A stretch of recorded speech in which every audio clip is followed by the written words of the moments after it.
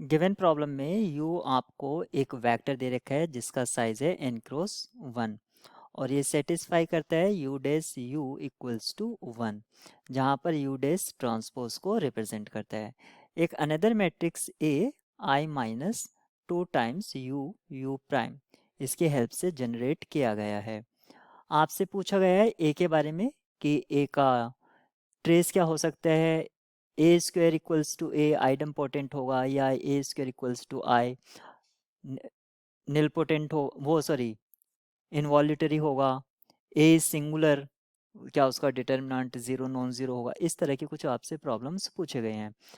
तो सबसे पहले हम इसको एक एग्जांपल के थ्रू कंसीडर कर लेते हैं। मैं प्राइम को यू प्राइम को मैं कंसीडर कर लेता हूँ 0 0 1 और यू को मैं कंसीडर कर लेता हूँ 0 0 1। अब इसके हेल्प से अगर मैं देखता हूँ तो मुझे 1 मिलेगा। आप देख सकते हैं यहाँ पर ये मैट्रिक्स है ये भी मैट्रिक्स है तो इन दोनों का प्रोडक्ट भी एक मैट्रिक्स आएगा, लेकिन ये क्या है एक 1 क्रॉस 1 साइज का मैट्रिक्स है। आप इसको ऐसा समझ सकते हैं 1 क्रॉस 1 साइज का। ये हमारा यू प्राइम हो गया है, ये हमारा यू हो गया है। अब आपसे क्या पूछा गया है, आपसे पूछा गया है A equals to I minus 2 times U U prime. तो हम सबसे पहले U U prime find out कर लेते हैं। यू हमारे पास है 0 0 1 और यू प्राइम हमारे पास है 0 0 1 इस तरह से। तो ये हमें क्या मिलेगा, यहाँ पर n साइज की बात करी गई है लेकिन मैंने 3 साइज के ले लिया है। 3 साइज का कॉलम वेक्टर 3 साइज का रो वेक्टर एक इस तरह से। तो 0 0 0 0 0 0 और 0 0 1 यहाँ पर मैंने ये ले लिया है। ये मेरा u u डैश इक्वल्स आ गया है। लेकिन मुझे क्या चाहिए था, मुझे तो इसका 2 टाइम चाहिए था। तो जब मैं इसको 2 टाइम्स करूँगा तो यहाँ पर 2 आ जाएगा, फिर मैं माइनस करूँगा आइडेंटिटी से।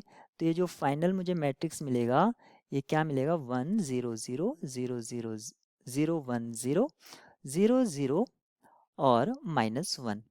ये मेरा मैट्रिक्स ए आ गया है। अब आप देखेंगे मैट्रिक्स ए का ट्रेस जो है 1 है। मैट्रिक्स ए का ट्रेस कितना है 1 है, यानी कि इसका साइज 3 था तो n माइनस टू 1 किसके इक्वल होगा 3 माइनस टू तभी 1 आएगा।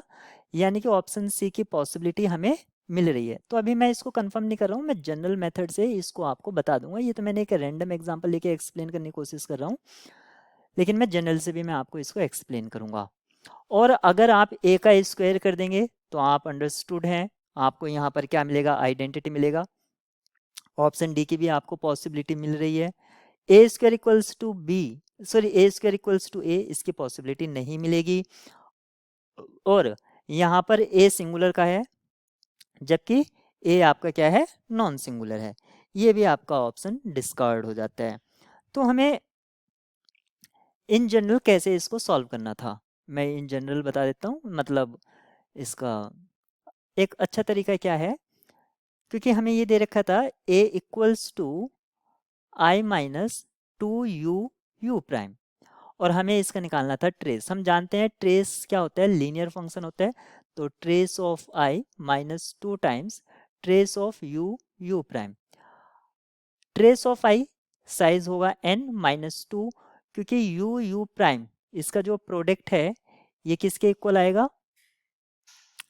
इसका अगर हम ट्रेस निकालेंगे तो आपने देखा था डायगोनल एलिमेंट्स में 0 0 कुछ इस तरह से आया था 1, तो ये 2 होगा। तो ट्रेस हमारे पास कितना आ जाएगा n माइनस टू।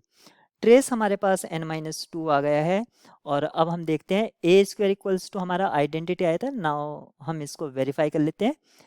तो ए हमारा था I minus two U U prime, क्योंकि मुझे स्क्वायर निकालना है तो इसको मैं 2 टाइम्स मल्टीप्लाई करा दूंगा आई माइनस टू यू प्राइम। और मल्टीप्लाई कराने पर आप इसको जिस तरह से कराते हैं उसी तरह से कराएंगे। ये आपको मिलेगा i minus 4u u prime plus 4u u prime. ये आपस में कैंसल आउट हो जाएंगे, आपको फाइनली क्या मिलेगा i। तो आप यहाँ से देख सकते हैं ए स्क्वेयर इक्वल्स टू i, ये किसका कंडीशन होता है, इनवॉल्यूटरी मैट्रिसेस। और इनवॉल्यूटरी मैट्रिक्स का अगर हम आइगन वैल्यू देखते हैं तो आइगन वैल्यूज इसकी क्या होंगी, आइगन वैल्यूज इसकी 1 और -1 होंगी, या तो पॉजिटिव 1 होगी या -1 होगी। मैं इसकी मल्टीप्लिसिटी नहीं बता रहा हूँ कि इसकी अलजेब्राइक या ज्योमेट्रिक मल्टीप्लिसिटी क्या होगी। तो यहाँ से हमें पता चल गया है क्योंकि कोई भी आइगन वैल्यू 0 नहीं है तो ये नॉन सिंगुलर वाला हमारा सिंगुलर वाला ऑप्शन रॉन्ग हो जाता है। A square equals to identity हमारा मिला है, ट्रेस भी हमें कंफर्म हो गया है। तो इस प्रॉब्लम के लिए जो की है सी और डी है।